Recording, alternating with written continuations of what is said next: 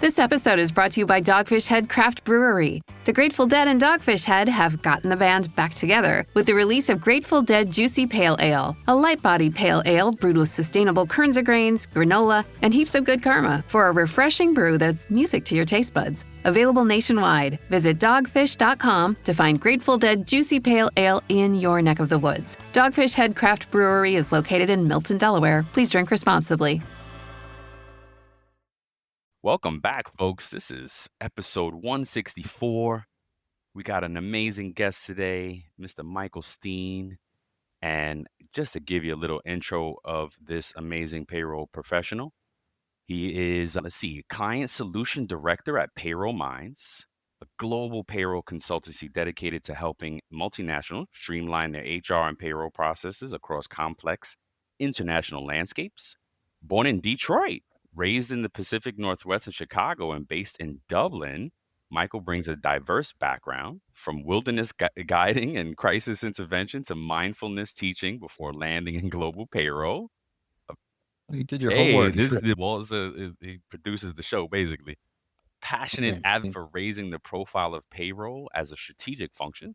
He's also a musician in arms. Man, I'm learning. I didn't know this. A sauna and cold plunge enthusiast, and currently curating and archival recordings for his upcoming book on traditional Irish music. Welcome to the show, Michael Steen. Man, well, you did your homework. Yes, sir. You're outing me, all my nerdy background. Oh, it's cool. Yeah, Nerds I love this. World. I mean, thank you very much for having me, Brian and Walt. And it's our pleasure. And where are you both calling in from today? Southeast Florida. I'm in I was going to say Southeast U.S. because Walt's in Georgia and I'm in Florida. Yep. Yeah. Awesome. Cool. Very good. So yeah, I'm a Midwest boy myself. How'd you end up in Dublin? It's a big story, but I would have been born and raised right in the Metro Detroit area. My family's from there and also from Canada. My mother's Canadian, and I, lived in Chicago for kind of my college years. And then I ended up living in Portland, Oregon. I spent about a decade. I kind of did my 20s in Portland, Oregon, you could say. Wow. And then I've just spent about 5 years living in Dublin, Ireland. So I'm just in North County, Dublin, in a little village on the seaside up here. So living the dream.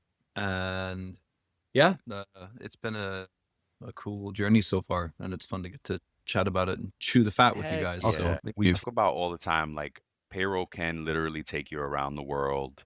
You know, the things that payroll can do for your career, anyone's career, because, we're facing a shortage, Michael. I don't know if you knew that, but 80% of the payroll folks, at least in the U.S., are over 40. And, those looking at retirement soon. And we are trying to find all different ways and different initiatives to kind of get folks just knowledgeable about that it's a possible career path. Well, this is great. I love kind of showcasing these professionals. What are you going to say, Walt? Michael's a great example of how, like he just said, he's living the dream, right? And he's a payroll professional, right? And that could be something that sells someone or gets someone to come into the payroll industry, especially somebody who's young, right? You draw them in, so I think that's a great example of that. Heck yeah.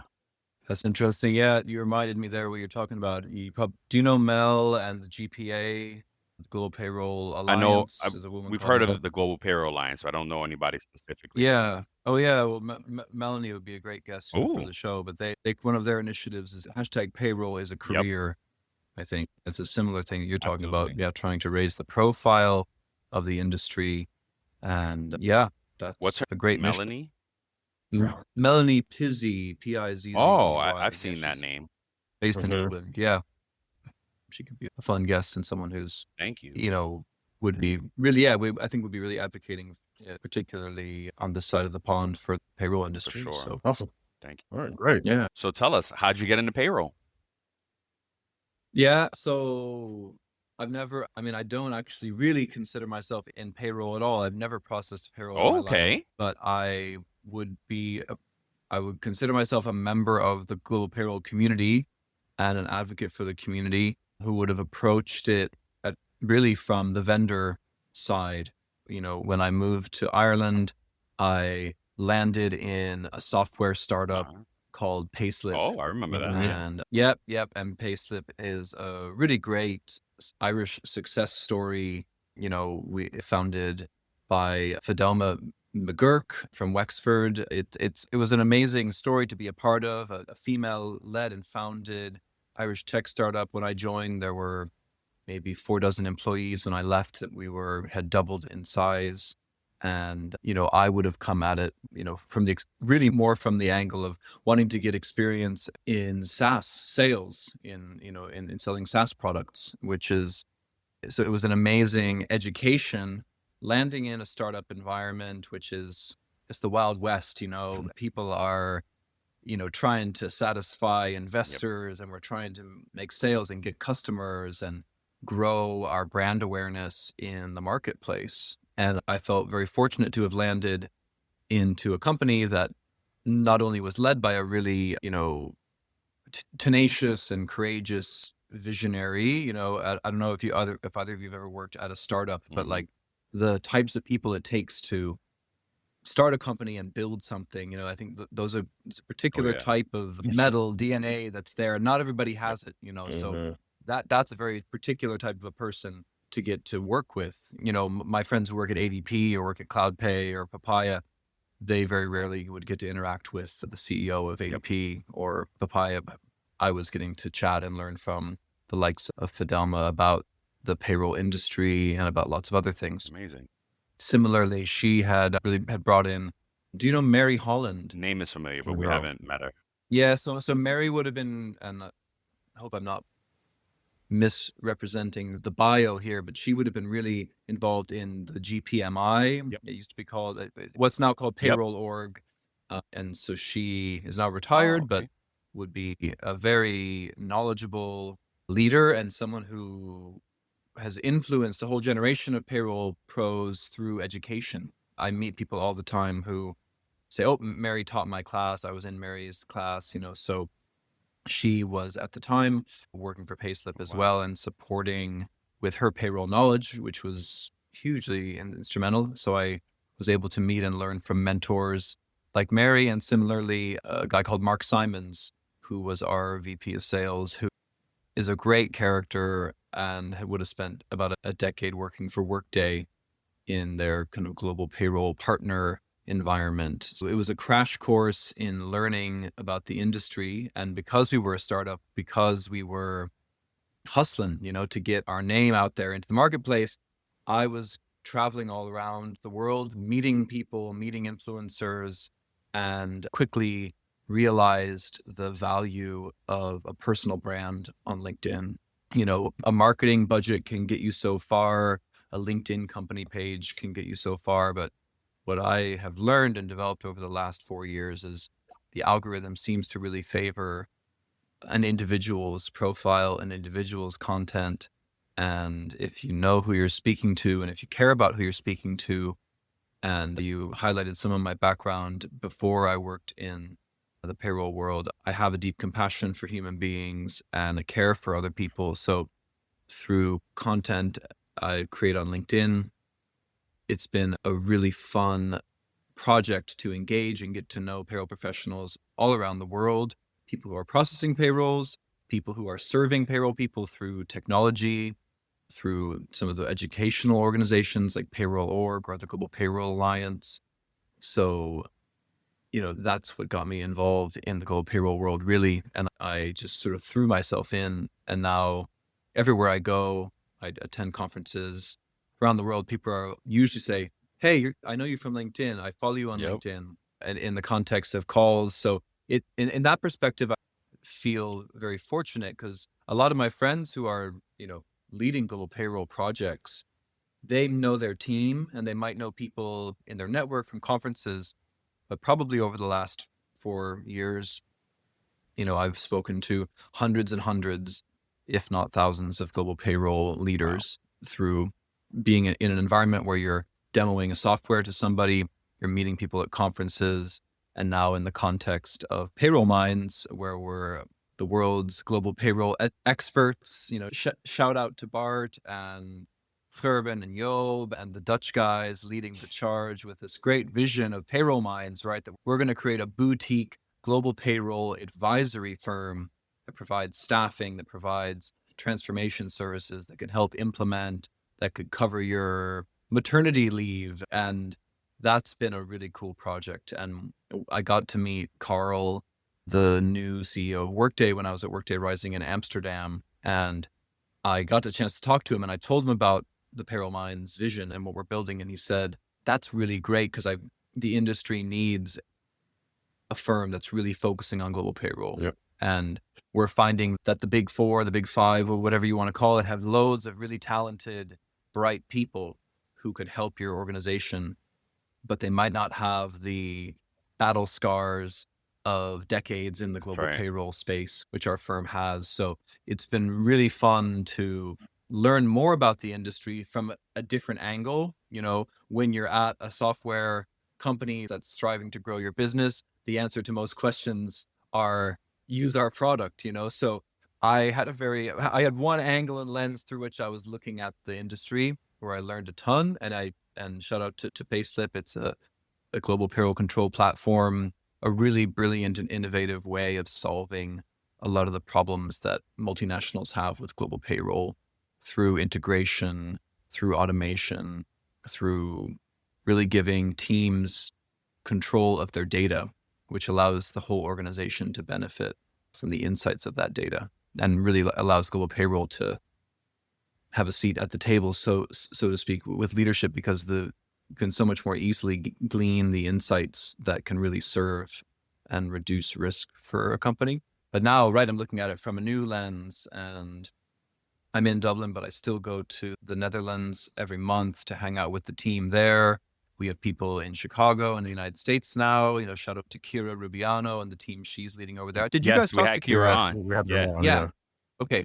So you know Kira, she's a really brilliant person with an amazing story. And so I'm glad you got to meet her. So yeah, we're building something over here and I'm excited about it. So it's cool to meet both of you, but to kind of put a bow on, that's how I found my way into global payroll, really, is that I was working, you know, in the world of sales, really, but found a niche and then built a big network within that niche, and then kind of decided to double down on it and go all in. You know, I have lots of friends, and Dublin is a great spot for SaaS sales jobs. You know, you could get a job at Salesforce or at HubSpot or at wherever, but I decided I love the global payroll community. I've got to meet amazing people all around the world, and so I want to keep. Hi there, I'm Peter Zollman. I'm a co-host of the Inside Job Boards and Recruitment Marketplaces podcast. And I'm Stephen Rothberg, and I guess that makes me the other co-host. Every other week, we're joined by guests from the world's leading job sites. Together, we analyze news about general, niche, and aggregator job board and recruitment marketplaces sites. Make sure you sign up and subscribe today.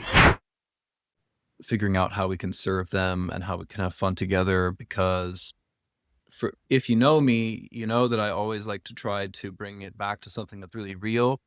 We spend all these days staring into these screens, and then we're not on these screens, we're staring at the smaller screens, right? And the one thing we all have in common, and I'm going to go super deep here, guys, so look out, but is that we're all going to die. Yes, sir. That's true. And in the meantime, can we be kind to each other? Can we have fun? Can we bring playfulness, joy, love into how we're treating each other, into how we're doing business with each other? And that's at the heart of it for me. And if you were, you know, in your research while looking, I used to work in the world of mental health. I worked in the National Suicide Prevention Crisis Line. I worked with at-risk youths in a wilderness therapy setting. I come at working with anybody, for me, at my best, and I'm a flawed human being like everybody else, but at my best, I hope I'm looking at people through the eyes of compassion and care, that we're all just, you know, little babies, right? We're all little babies, and we all grew up, and now we're wearing adult clothes, and we're all pretending to know what we're doing, and we're trying to get on with it and provide for our families and have fun and hopefully do something that's a bit meaningful and leaves this place better for the next generation, you know? So amazing, man. I mean, I was going to ask you, and that's a funny thing. I was going to ask you about your passion to help others, right? And I wanted to ask, how has that helped you along your sales and global payroll journey? And have you found yourself, not only being, the person who comes in and wants to be kind, but also motivating people when it comes to your role? Mm. That's interesting. Kindness. Well, I think for me, it connects to leadership. And I think that the heart of leadership is service, and the heart of service is love. So I think if we're wanting to, in our professional environments, motivate others or influence the culture of people's workplaces, if we can come at it from an attitude of not so much what can I get, but what can I give, that is probably, and I'm thinking of all sorts of examples where I haven't been that way, but I think at my best, I would hope that's what I would aspire to be. And I think, and it's important. Like, have you seen these stats that say, I don't know if it's stats, but like that there are the two people that influence your mental health the most in your life are your significant other or your spouse and your manager, Wow. right? Wow. Because they're the person, and the old adage, people don't They leave leave the jobs, they leave managers. Yep. managers. Yes. So like, so the way I look at it, and as I mentioned, I've been at startups, I've been very close to people in leadership positions and learned about leadership from these really like courageous, tenacious people who have the guts to put themselves out there in the marketplace and go to market with something. So I think that we have to keep in mind that like how we are and how we show up impacts other people. And if we want to have fun together and have a positive workplace, like we need to remember that, because I don't know, but I don't know if that answers Yeah. your question. But Mm. and in terms of sales, in terms of that, like, I think I think that nothing gives people the ick more, like to use a very Gen Z term, like nothing gives people the ick more than feeling like you're talking to somebody who has an agenda and they're leading you or they're trying to manipulate you to do something. And I think for me, and I am in a sales role and I have been in quota carrying roles, but I think you almost have to trick yourself into forgetting that's what you're doing and just show up and be present with other people and listen. Mhm. And you can learn a lot about people from listening That's to right. them and asking questions. And one of my favorite quotes that guides me is from Maya Angelou, and I'm probably misquote it a little bit, but she said something, or maybe it was in one of her books or poems, but it was something like, people won't remember Mhm. what you wore, this, that, or the other thing, but they'll remember how you made them Yep. feel. Yes. And I think if we can give people, especially in a professional environment where things can be so like transactional, people are just viewed as cogs in a wheel, and particularly like shout out to the payroll people who Mhm. don't always get their day in the sun Right. or get their flowers, And I think when we give people a chance to feel heard and seen and appreciated, that makes everything go along easier. And listen, if you are somebody who's going to the marketplace, I have a payroll product or I have a service. If you're working with what type of people do you want to work with? Do you want to work with people who know you and care about, have a bit of sincere care for you as a human being, and don't just view you as a revenue generating activity that they can tick off so they show their boss that they're meeting their KPIs for that week? Yep.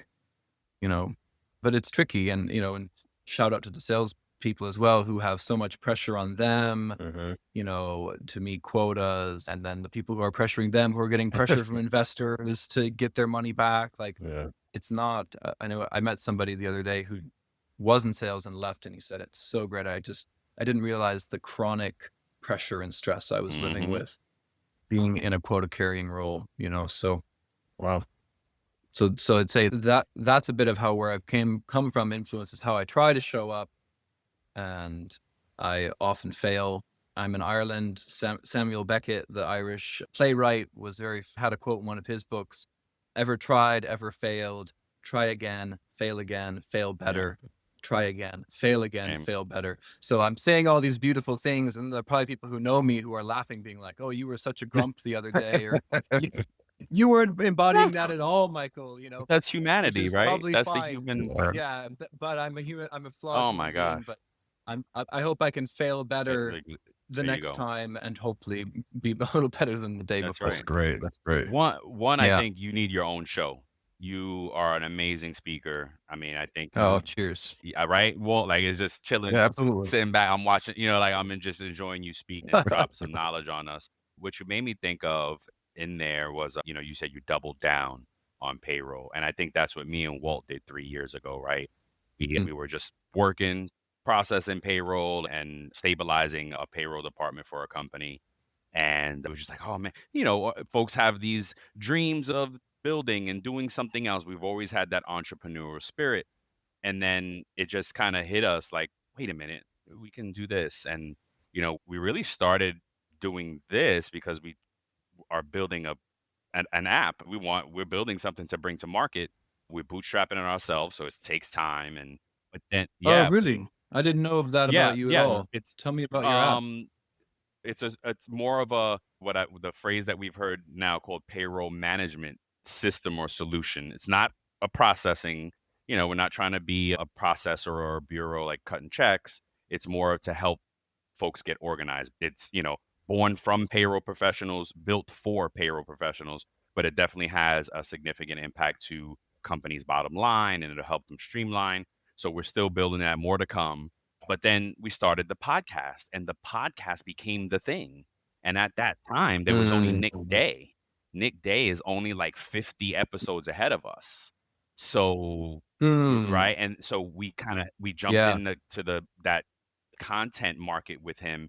And since then, Cool. oh my gosh, there's so many ads. And we were Yeah. a proponent of that, saying, come on, there's no content here for payroll people. Come and join us, like help us build this. So you just made me think Yeah. of that when you said you doubled down into payroll. And it's true now. Like now my life is consumed with payroll, right? And Wow. I feel great about it. And it's funny thing, Bart just sent me a DM on LinkedIn and he's like, hey man, did you do the thing I asked you for? And I was like, oh, I'm gonna do it. So, shout out to Bart and all the Payroll Minds. I love you guys, man. And then just kind of love seeing Yeah. these new products and services develop in the market and what the growing entrepreneurial spirits that are happening in payroll. We've had a ton of great founders here. And then speaking of that global experience and global build, right? Do you run across clients that have like misconceptions about expanding internationally? And if so, what do they get wrong? Or if at all? I don't know. Yeah. Okay. Well, we're getting into the payroll questions now, and I'm starting to sweat here. I've spoken about everything I know about all the touchy-feely stuff, and now we're getting into the deep waters here. So are there misconceptions clients have about expanding Correct. internationally? Well, I have met global payroll leaders, shared services leaders, and they're very attached to, I think, a legacy way of solving global payroll that they think that they need to consolidate their vendors is something that I hear over and over again. Oh, the problem is we need to consolidate our vendors. We need to go down to one contract. And that, listen, like ADP and the likes, that type of model, you might call it an aggregator model. Like they are massively successful and are the biggest kids on the block. And that's one way to do it. And if there's misconceptions, I think, and I have to remember this, is that I talk to people about transforming their global payroll every day. But for most people leading in global payroll in their career, they might do a transformation project once, maybe twice in their whole career, right? And so we can't take that for granted.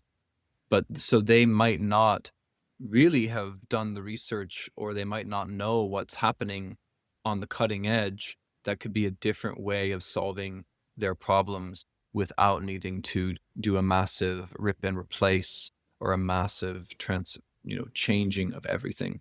There are different models that do this now. There are tools out there like Payslip, which I just mentioned, but also Payzar or Paybix or Datascale HR now, is a hugely kind of AI and machine learning type of tool that can achieve a lot of the same things, but you don't have to get rid of all your vendors who are processing payroll for you in different countries anymore.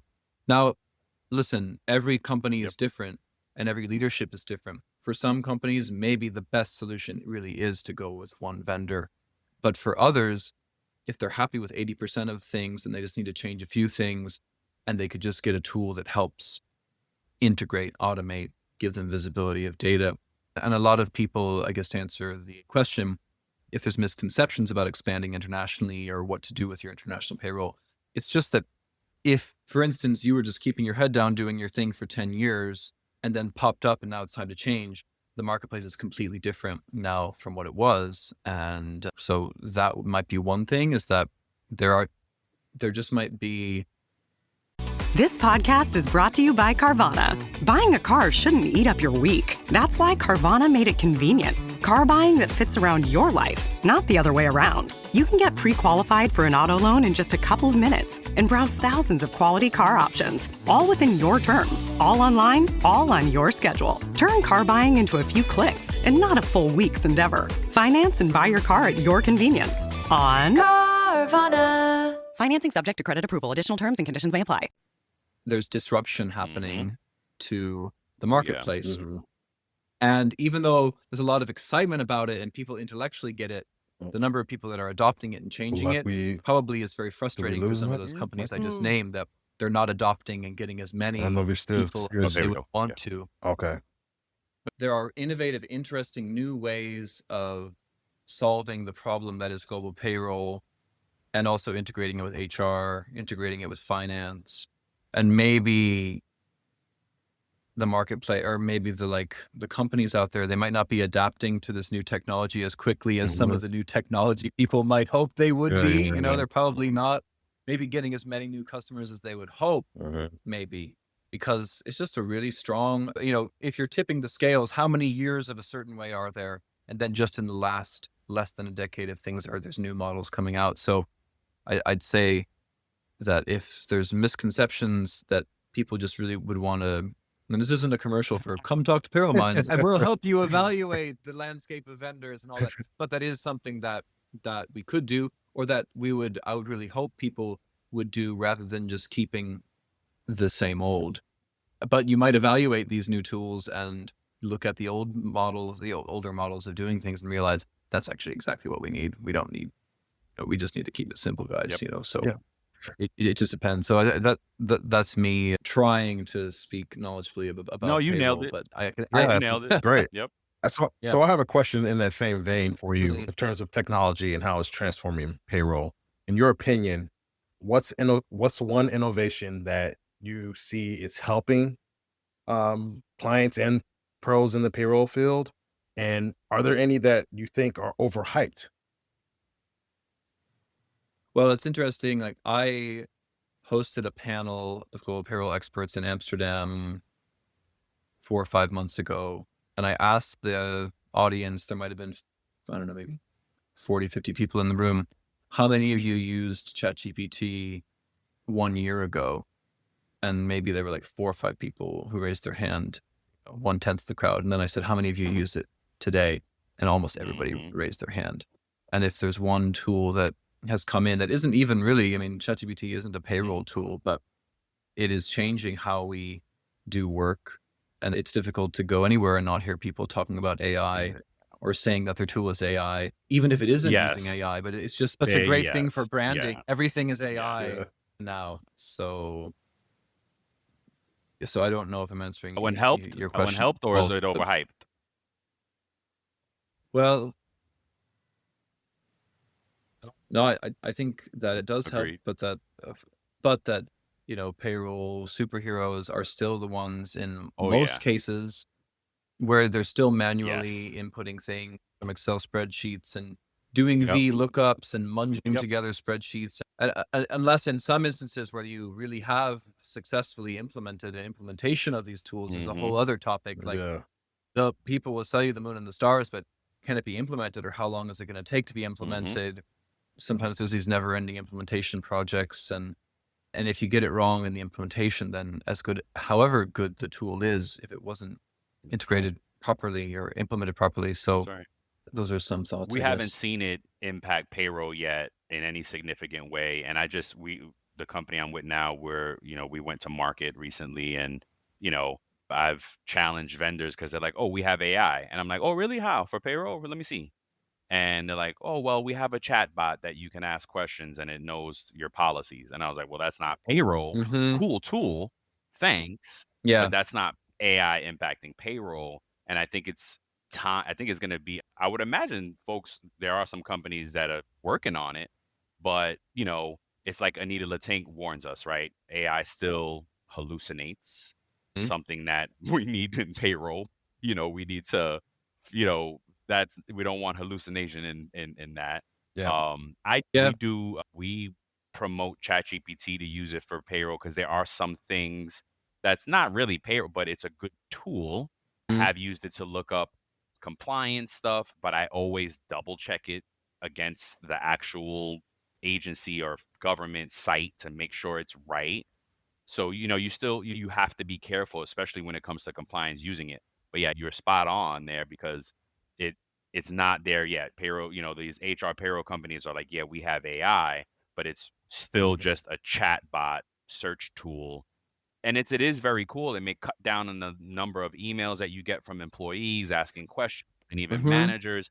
Absolutely amazing tool, but it's not there yet for payroll processing. We had a show where we speculated what we would want from it. Absolutely. And like, I just want to talk to the system and it do the things, right? I don't want to do the VLOOKUPs anymore. I don't want to build these Yeah. reports or for several different ones. I want you to let's Mhm. do it. I want AI to do it for me.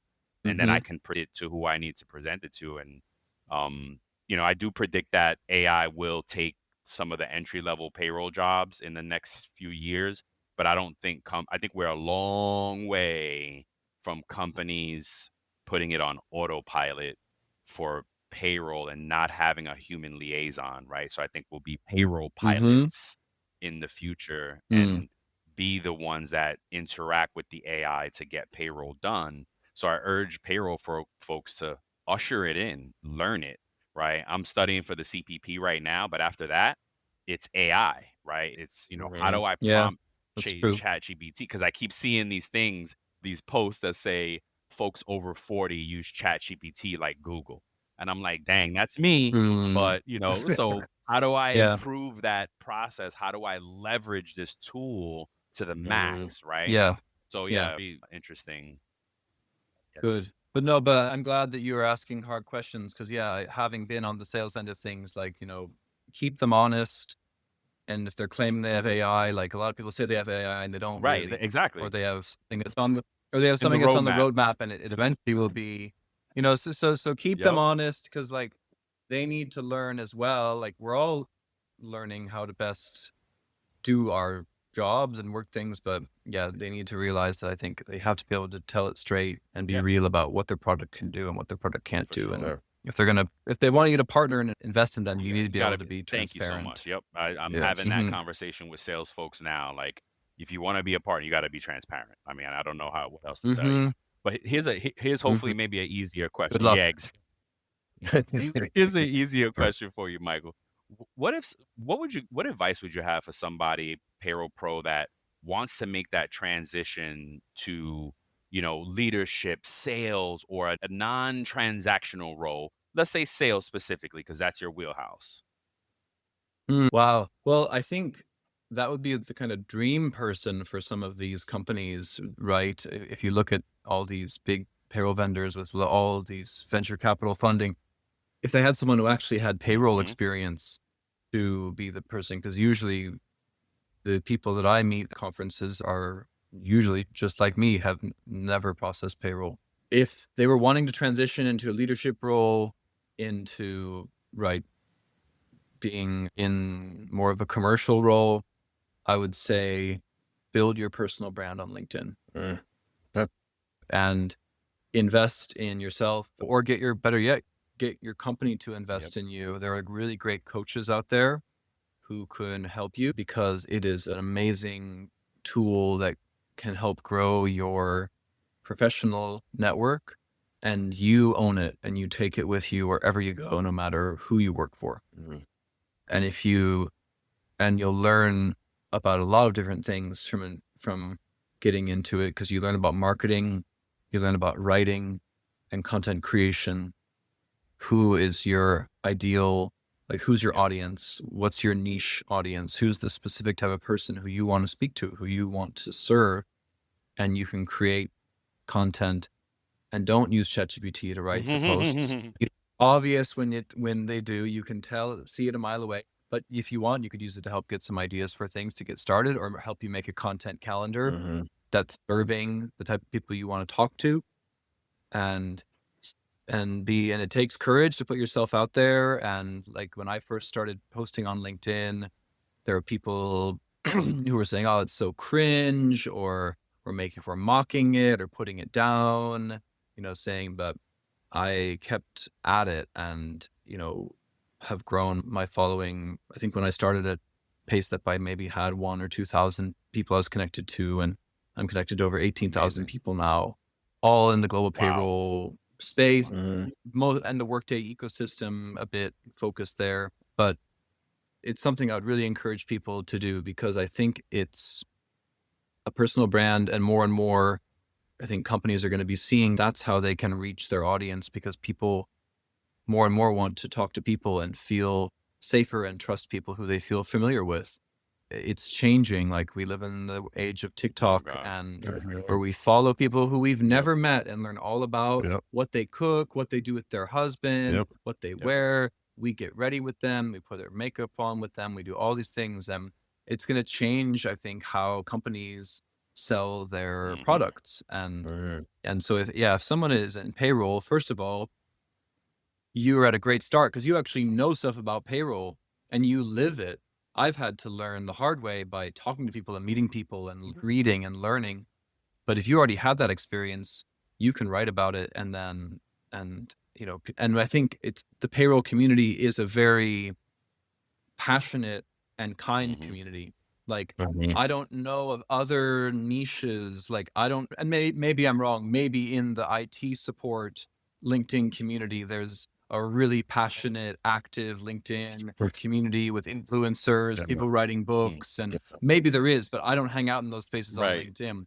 All I see is that, wow, you have, people who are writing books and selling them all through LinkedIn. You have Anita Latink, you have Bard, and Max now has come out with his book. I think Ian Giles is making a book, and there's probably others who I'm forgetting. And the payroll community is really passionate, and they, I think, have been neglected for a long time. It's been seen as a back office function, and people are really excited. And I was really actually moved by it. Actually, I was really touched. Like, I was in Orlando at Payroll Congress this year, and like, it was my first time there. I had known tons of people who'd been there for years. I just had never made it. And the passion and excitement that people had, and I could tell, like, they were giving out awards, they were doing these things up on the big main stage, and like, I could see how it was energizing people and like filling people up with life and energy to go out and do something that, like, I can appreciate is not always a fun thing to do and can be tedious and hard. And like, I've run a lot of polls on LinkedIn of the global payroll community, and I'll ask, like, how many hours a week are you working? And like, almost everybody was saying they were working 40 to 50 to 60 hours a week. Like, and that's intense. And that's, if I'm thinking of the payroll community as people, I hope that these technologies and innovations can just make that poll result be everyone saying, I'm working 40 hours a week. So you have the rest of the time with your family. Like, there's this book, The Top 5 Regrets of the Dying. It's a really interesting book. And it's this woman who worked in hospice care. And I won't remember all of them, but one of the top regrets of people on their deathbed is, I wish I hadn't worked so hard. And I wish I would have made more time to spend time with my family and my friends. I wish I would have had the courage to do something that I loved, or that I was really passionate about. And as I think about, if I'm trying to look at the payroll community and professionals through that lens of, like, we want happy, healthy people who are loving their jobs and having rich, wonderful lives outside of work with their families and their communities. I hope that this technology can influence that in a really positive way, so we have great work-life balances for the payroll professionals. So, Awesome. So And you can tell me if you don't want to answer this next question. Okay. Right? So is there one moment or mistake or instance in your professional journey that taught you a valuable lesson? This is William Tincup, and I'd like to talk to you a little bit about Indeed FutureWorks. Ryan and I attended the conference last year, and we created a limited series for Indeed where we talked to their customers. Great stories around TA and how they use Indeed to the max. So check it out. It's just Indeed FutureWorks 2024. You could search for it wherever you get your podcasts. Thanks. Yeah, there is. But let me think about what I want to say. Okay. Is there a mistake that taught me a valuable lesson? Or an instance, and maybe not necessarily a mistake, but Well, my first manager at Pace, this character, Mark Simons, who I mentioned before, and he was a great character and a great kind of, everybody goes on their journey and they meet their Gandalf or their Obi-Wan Kenobi, on your hero's journey. And maybe he was mine at the beginning. He had a lot of funny sayings, and he would always say, it's not a mistake until it leaves the office. Oh my God. Yeah. And then they'd say some days you're the pigeon and other days you're the statue. And today we were the insert pigeon or statue, depending on what happened that day. But it's not a mistake until it leaves the office. I mean, check, I think, and that just means be connected to who you're working with, run things by other people, get feedback, don't work as a lone wolf, which is very easy when you're working remote to feel isolated or not. Is that right for payroll too? Yes. So, yeah. But yeah,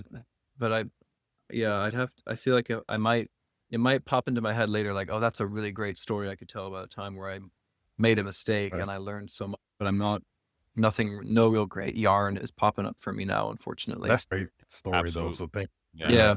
About paychecks, like where we'll, someone's check or geez, you guys have it. Yeah. Like, a team member might say, oh my gosh, I made a mistake. And I'm like, well, wait, did we pay on it yet? Then it wasn't a mistake. You caught it, right? Like the way you put it, it's not a mistake until it leaves the office. It's not a mistake until it hits somebody's paycheck, basically, what I tell the team, folks. So I love that. All right. So now wrapping it up here, looking ahead, what excites you the most about the future of payroll? I think what I just was talking about is really, if I'm being really real, I hope that, because I've met hundreds and hundreds of payroll professionals who work really hard, don't always get much acknowledgement, thanks, appreciation. Sometimes they do. I shouldn't say that they don't, but I hope that technology can enable these folks to have really sustainable professional lives so they can have just really rich, full lives that aren't dominated by work. Yeah, love it. Now, listen, if you're so passionate about your job, you want to work 60 hours a week, that's great. And it's rare people, I think, who have, and if you really are in your passion, if you're living your purpose, and that's you, fantastic, then you're in the right job. But that's not going to be everybody. And some people are just trying to get a paycheck and they're trying to support their family. And I hope that technology, AI can just make things more sustainable for people so that they can just have better mental health, have better physical health, have more time to be with people they love and enjoy being alive. I love it. Yeah. Awesome. Yeah. All right. We're going to play a little game here called This or That. You can choose one or the other, neither, both. Again, just something to get to know you beyond payroll. Well, you want to do the first four? I'll do the last. Yeah, let's go. All right. So coffee or tea? Coffee. Okay. Do you prefer early mornings or late nights? Late nights. Okay. Are you an Excel wizard or an automation enthusiast? Oh, I'm neither. I'm awful at all of that. I've gotten better. I've gotten a lot better, but I'm not good at either of them. No. All right. The last one for me is, do you prefer to be in office or remote? Remote. Okay. All All right, Brian. right. Beach vacation or a city escape? Oh man, they're both really good. right. No, I think a city escape. I would love a holiday like in New Yep. York City. Oh, nice. Yeah, I miss it. I'm a New Yorker originally, so now I kind of, Oh I yeah. go back. I'm like, miss the city life of it all, and my ideal is kind of what I'm shooting for now is to be a snowbird. What they call it over here is basically you spend your summers in the north and then you spend your winters in the south. So you get away from that cold weather. Nice. All right, next one. Podcast or audiobooks? I don't actually listen to Okay. audiobooks at all. I'll read a book, but I listen to Roger that. podcasts. Yeah. All right. Well, what do you prefer, pouring through the data or actually helping people? Yeah, I mean, I don't really because I'm not processing Mhm. payroll. Like I'm not seeing payroll data. Or any data. I'm a data person. Like I'll look at data sets. Right. Yeah, I can love like getting into Mhm. research, getting into the weeds, going down rabbit Yep. holes, doing research. I do love that. But I think that, yeah, there's a certain kind of, the brain gets a really nice dopamine hit when you're making Yeah. contact with other people, when you're making an figured that. impact on somebody else. I think Figured. Yeah. that's the warm and fuzzies there. Yeah. Last one, or Europe. Well, You can say both. It's fine. All right, I You can't can say both. both. Yeah, they're both special. They're both really special, and I love very different things about both. Exactly. Yeah, I'm gonna say Yeah. both. I was. Keep the Yeah. peace. Oh, of course. I told Walt recently. I was like, I want to live in, and me and my wife like love London, and different that and characters, fictional, of course. I was like, I want to live in Europe Yeah. for a year at least at some point. it's great. That's awesome. That's awesome. I had no idea you were originally from the U.S. and your journey took you over there, and that's awesome. Michael, you are missing out on a career and like hosting some type of show. You're a great orator. You're a great speaker, man. Yes. Keep doing what you're doing. It's such an honor to have you on. Thank you so much for making the time for us. This is your home, man. If there's anything else you want to come back on and, we talk about, and we're trying to, waiting for the day to be able to get Kira back on. We got Max coming up soon. He's talking about the book. Yeah. Great. His second time Fantastic. too. We've had him on already, but when he dropped the book, we were like, "Hey, come back on." Yeah. Paul already He'd bought be it. a great repeat Yeah. guest. Oh God, Yeah. Matt, Max is amazing. So and again, love to have you back on at some point. And thank you so much, man. We appreciate it. Thank you. Really great to meet Yeah, you both, likewise. and I hope to get to know more about both of you the next time, Absolutely. because you got to know about me, but I didn't get to know you much. Yeah, Likewise, let's do that. likewise. Sure. Yeah. So, Michael, for anybody listening that may be interested in your services or what you provide, where can they find you?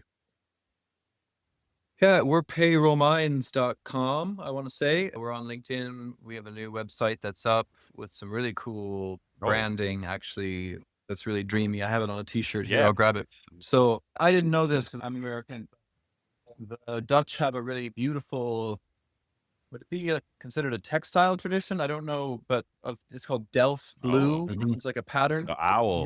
Here's this Oh, beautiful that's owl cool. here. And it has that beautiful blue and white. Like you might sometimes see it on a plate or a Yes. bowl type Yes. of thing. Yes. And so the new branding of Payroll Minds, we have these Delft blue owls, I'm octopuses, looking at it now. It's amazing. eagles, and it's really cool because the idea is like they're kind of these metaphors for what payroll people do. Like the octopus is the most intelligent creature under the sea. It has all these tentacles doing all these different I like things. that. The owl is the wisest bird. Its head can rotate, and see everything 360 degrees. So no, there's some very kind of imaginative, whimsical payroll branding that's happening with Payroll Minds right now that I think is very unique and actually kind of beautiful, which you is. don't always see things Yeah. that are lovely Yep. to look at when you're looking at branding of a business. love it. It's So amazing. shout out to Franz in Haarlem in the Netherlands for doing that work. Amazing. But yeah, I would say find Payroll Minds and check out Bart's book as Yep. well. It's called The Payroll Mind, Bart Vanderstorm's book. Check out Kira Rubiano on LinkedIn, her whole brand, Mind Body Payroll, that she's building. Yes, great. Really brilliant, smart person based in Chicago. So yeah, check out all those cool cats and let's get connected. Oh, thank For you. sure. Thanks, man. Thank you so much. And Thanks, so then, guys. yeah, Take care. please, folks, engage, like, share. subscribe, tell a friend, and go check out Michael Steen. Go check out payrollminds.com. And until the next time, we love you. Take care, guys. Take care. Good luck.